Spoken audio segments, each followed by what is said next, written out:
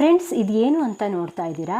ಇದು ನಾನು ಸೀರೆ ಮತ್ತು ಅಕ್ಕಿ ಚೀಲದಿಂದ ಮಾಡಿರುವಂಥ ಲಾಂಡ್ರಿ ಬ್ಯಾಗ್ ಅಂತ ಬೇಕಾದರೂ ಕರೀರಿ, ಇಲ್ಲಾಂದರೆ ನೀವು ಸ್ಟೋರೇಜ್ ಬ್ಯಾಗ್ ಅಂತಲೂ ಕರೀರಿ. ಇದನ್ನು ನಾನೇ ಸ್ಟಿಚಿಂಗ್ ಮಾಡಿರೋದು. ಈ ರೀತಿ ಬ್ಯಾಗನ್ನು ತುಂಬ ಈಸಿಯಾಗಿ ಯಾವುದೇ ಖರ್ಚಿಲ್ಲದೆ ನಾವು ಮನೆಯಲ್ಲೇ ನಾವು ಸ್ಟಿಚಿಂಗ್ ಮಾಡ್ಬೋದು.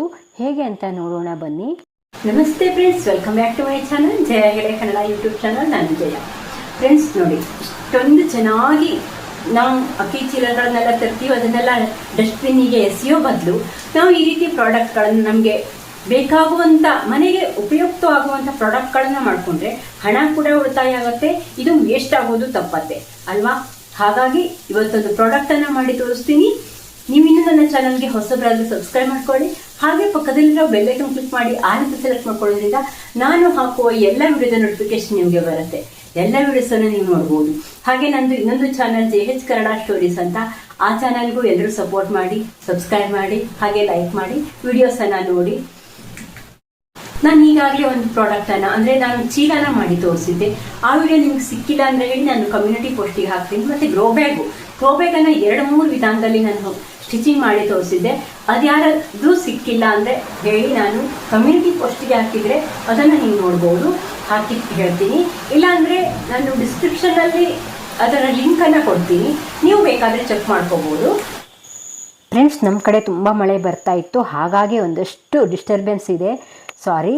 ನೋಡಿ, ಇದು ನಾನು 2 ಚೀಲನ ತೊಗೊಂಡಿದ್ದೀನಿ. ಇದು ನಾವು ಈ ಗೊಬ್ಬರಗಳನ್ನೆಲ್ಲ ತರ್ತೀವಲ್ಲ, ಅದೇ ಚೀಲ.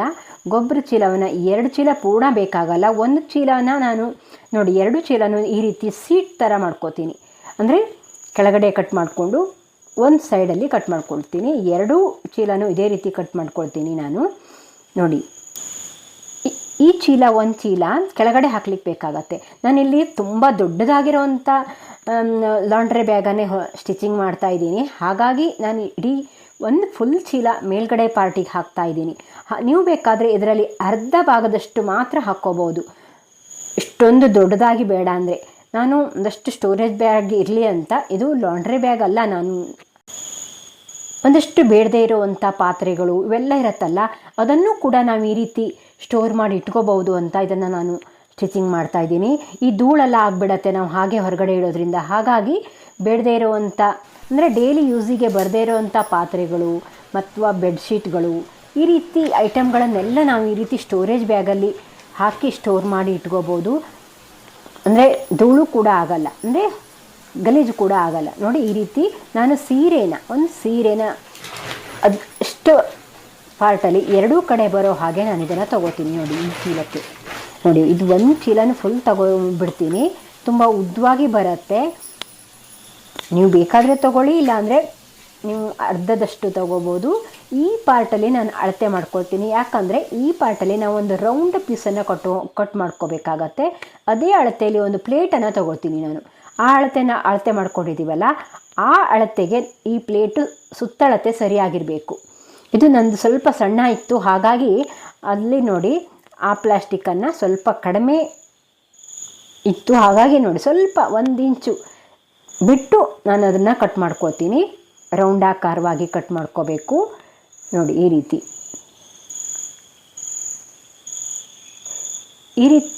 ಚೀಲಗಳನ್ನು ವೇಸ್ಟ್ ಮಾಡೋ ಬದಲು ನಮ್ಮಲ್ಲಿ ಸೀರೆ, ಬೇಡದೇ ಇರೋವಂಥ ಸೀರೆ ಇರುತ್ತೆ, ಅಕ್ಕಿ ಚೀಲಗಳಿರುತ್ತೆ, ಅದನ್ನೆಲ್ಲ ಯೂಸ್ ಮಾಡಿಕೊಂಡು ತುಂಬ ಐಟಮ್ಗಳನ್ನು ನಾವು ಮನೆಗೆ ಯೂಸ್ ಆಗುವಂಥದ್ದನ್ನು ಮಾಡ್ಕೋಬೋದು.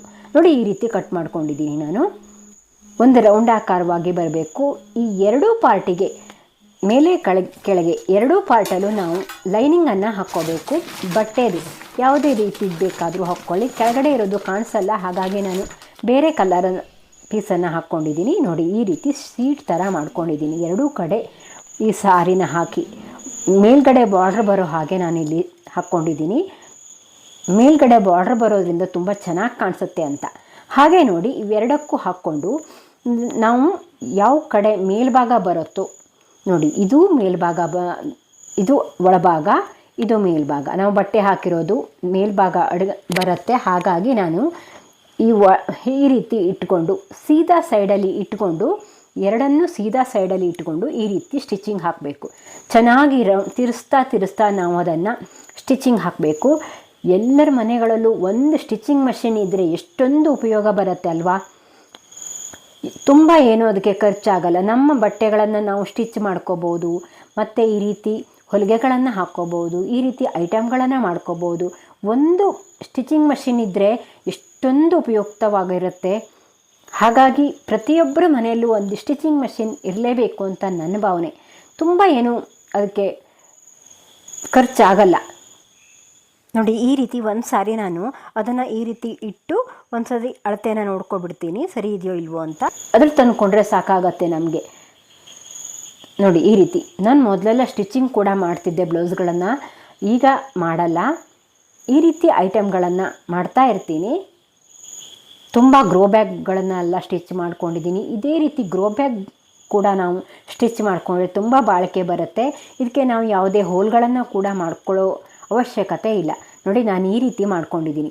ನೋಡಿ, ಇಲ್ಲಿ ಈ ರೀತಿ ಸ್ವಲ್ಪ ಬಿಟ್ಟುಕೊಡ್ತೀನಿ. ಯಾಕಂದರೆ ನಾವು ಇಲ್ಲಿ ಸ್ವಲ್ಪ ದೊಡ್ಡ ಸಣ್ಣ ಆದರೆ ಈ ಭಾಗನ ಮೇಲ್ಭಾಗನ ನಾವು ಕಟ್ ಮಾಡ್ಕೋಬೋದು. ಹಾಗಾಗಿ ಇಲ್ಲಿ ಸ್ವಲ್ಪ ಬಿಟ್ಟು ನಾನಿಲ್ಲಿ ಕಟ್ ಮಾಡ್ಕೋತೀನಿ. ನೋಡಿ, ಈ ರೀತಿ ನೋಡಿ ಇಷ್ಟು ಬಿಟ್ಬಿಡ್ತೀನಿ. ಆಮೇಲೆ ಮೇಲ್ಗಡೆಯಿಂದ ಹೊಲ್ಕೊಂಡು ನೋಡಿ ಇಷ್ಟು ವೇಸ್ಟ್ ಆಗುತ್ತೆ. ಆ ಭಾಗನ ಸರಿಯಾಗಿ ನೋಡಿಕೊಂಡು ಅಲ್ಲಿ ನಾನು ಸ್ಟಿಚ್ ಮೇಲ್ಗಡೆಯಿಂದ ಸ್ಟಿಚ್ ಹಾಕ್ಕೊಂಡು ಆಮೇಲೆ ಕೆಳಗಡೆ ಕೂಡ ಸ್ಟಿಚ್ ಹಾಕ್ತೀನಿ. ನೋಡಿ, ಈ ರೀತಿ ಮಾಡಿಕೊಂಡ್ರೆ ಅಳತೆ ಸರಿಯಾಗಿರುತ್ತೆ, ತುಂಬ ಈಸಿಯಾಗಿ ಬರುತ್ತೆ. ನಾವು ಮೇಲ್ಗಡೆಯಿಂದ ಮೊದಲೇ ಸ್ಟಿಚಿಂಗ್ ಮಾಡಿಕೊಂಡ್ರೆ ನಮಗೆ ಇಲ್ಲಿ ಹೆಚ್ಚು ಕಡಿಮೆ ಆದರೆ ಕಟ್ ಮಾಡೋಕ್ಕೆ ಬರಲ್ಲ.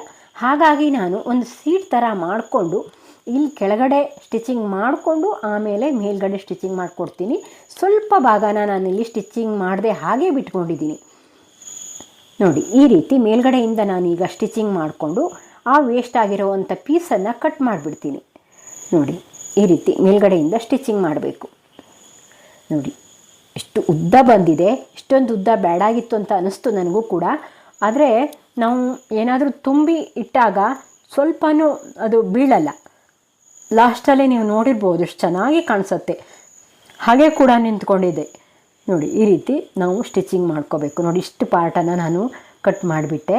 ನೋಡಿ, ಇಲ್ಲಿ ಸ್ಟಿಚಿಂಗ್ ಮಾಡ್ಕೊಂಡು ಬಂದಿದ್ದೀನಿ. ನೋಡಿ ಎಷ್ಟು ಚೆನ್ನಾಗಿ ಬಂದಿದೆ ಅಂತ.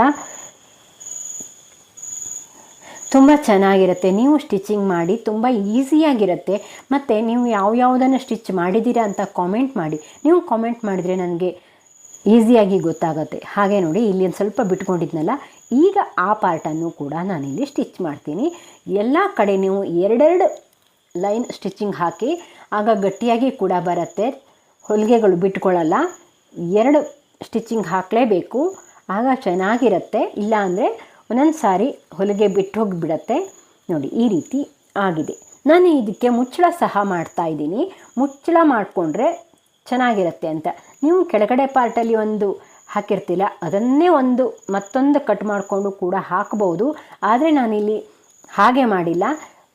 ತುಂಬ ಈಸಿಯಾಗಿ ತುಂಬಲಿಕ್ಕೆ ಬರುತ್ತೆ. ನಾವು ಈ ರೀತಿ ನಾನು ಸ್ಟಿಚ್ ಮಾಡಿರೋ ಅಂಥ ರೀತಿಯಲ್ಲಿ ನಾವು ಸ್ಟಿಚ್ ಮಾಡಿಕೊಂಡ್ರೆ ತುಂಬ ಈಸಿಯಾಗಿ ಬಟ್ಟೆಗಳನ್ನಾಗಲಿ ಪಾತ್ರೆಗಳನ್ನಾಗಲಿ ತುಂಬೋಕ್ಕೆ ಬರುತ್ತೆ ಅಂತ ನಾನು ಈ ರೀತಿ ಮಾಡಿದ್ದೀನಿ. ನೋಡಿ, ಅದೇ ಲೆಂತಲ್ಲಿ ಒಂದು ಉದ್ದವಾದ ಬಟ್ಟೆನ ತೊಗೊಂಡು ಈ ರೀತಿ ಲಾಡಿ ಹಾಕಲಿಕ್ಕೆ ಅಂತ ಒಂದು ಫೋಲ್ಡ್ ಮಾಡಿ ಸ್ಟಿಚಿಂಗ್ ಮಾಡ್ಕೊಂಡಿದ್ದೀನಿ. ಅಂದರೆ ಅದೇ ಅಳತೆಯಲ್ಲಿ ನಾವು ಮೊದಲು ಅಳತೆ ತೊಗೊಂಡಿದ್ದೀವಲ್ಲ, ಅದೇ ಅಳತೆಯಲ್ಲಿ ರೌಂಡಾಕಾರವಾಗಿ ಬರಬೇಕು. ಆ ಅಳತೆಯಲ್ಲಿ ನಾನು ಹಾಕ್ಕೊಂಡಿದ್ದೀನಿ. ನೋಡಿ, ಇಲ್ಲಿ ಆ ಭಾಗವನ್ನು, ಕೆಳಗಡೆ ಭಾಗವನ್ನು, ಅಂದರೆ ನಾನಿಲ್ಲಿ ಲಾಡಿ ಹಾಕಲಿಕ್ಕೆ ಅಂತ ಫೋಲ್ಡ್ ಮಾಡ್ಕೊಂಡಿದ್ದೀನಲ್ಲ, ಅದು ಬಿಟ್ಟು ಹಿಂದ್ಗಡೆ ಭಾಗನ ನಾನಲ್ಲಿ ಸ್ಟಿಚಿಂಗ್ ಮಾಡಿದ್ದೀನಿ. ನೋಡಿ, ಇಲ್ಲಿ ಲಾಡಿ ಮಾಡೋವಂಥ ಭಾಗ ಕೆಳಗಡೆ ಬರಬೇಕು. ಇಲ್ಲಿ ನಾನು ಸ್ಟಿಚಿಂಗ್ ಬಂದಿದ್ದೀನಿ. ಸುತ್ತ ಅದನ್ನು ಸ್ಟಿಚಿಂಗ್ ಮಾಡಿದ್ದೀನಿ. ಹಾಗೆ ಲಾಡಿ ಕೂಡ ನಾನು ಹಾಕ್ಕೊಂಡಿದ್ದೀನಿ. ನೋಡಿ, ಈ ರೀತಿ ಲಾಡಿನ ಹಾಕ್ಕೊಂಡ್ರೆ ನೀವು ಈಸಿಯಾಗಿ ಏನನ್ನಾದರೂ ತುಂಬೋದು. ಮತ್ತು ನೋಡಿ, ಈ ರೀತಿ ಕಟ್ಟಿಡ್ಬೋದು. ನಾವು ಅದರೊಳಗಡೆ ತುಂಬಿ ಆದಮೇಲೆ ಈ ರೀತಿ ಕಟ್ಟಿ ಇಟ್ಟರೆ ತುಂಬ ಚೆನ್ನಾಗಿರುತ್ತೆ ಅಂತ ಈ ರೀತಿ ಮಾಡ್ಕೊಂಡಿದ್ದೀನಿ. ನಿಮಗೆ ಹೇಗೆ ಇಷ್ಟ ಆಯಿತು ಅಂತ ಕಾಮೆಂಟ್ ಮಾಡಿ.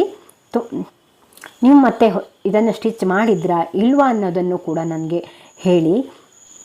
ನೋಡಿ, ಈ ರೀತಿ ನಾವು ಬಿಚ್ಚಿ ಆಮೇಲೆ ಅದಕ್ಕೆ ಬಟ್ಟೆಗಳನ್ನು ಇಲ್ಲ ಏನಾದರೂ ಲಾಂಡ್ರಿ, ನಿಮಗೆ ಈ ಲಾಂಡ್ರಿಗೆ ಹಾಕುವಂಥ ಬಟ್ಟೆಗಳೇನಾದರೂ ಇದ್ದರೆ ವಾರ ಪೂರ್ತಿ ಹಾಕಿರುವಂಥ ಬಟ್ಟೆಗಳನ್ನೆಲ್ಲ ಇದರೊಳಗಡೆ ಹಾಕಿ ಸ್ಟೋರ್ ಮಾಡಿ ಇಟ್ಕೊಂಡು ಆಮೇಲೆ ನೀವು ವಾರಕ್ಕೊಂದು ಸಾರಿ ವಾಷಿಂಗ್ ಮಷೀನಿಗೆ ಹಾಕ್ತಿರಲ್ಲ, ಆಗ ಕೂಡ ನೀವು ಇದನ್ನು ಯೂಸ್ ಮಾಡ್ಬೋದು.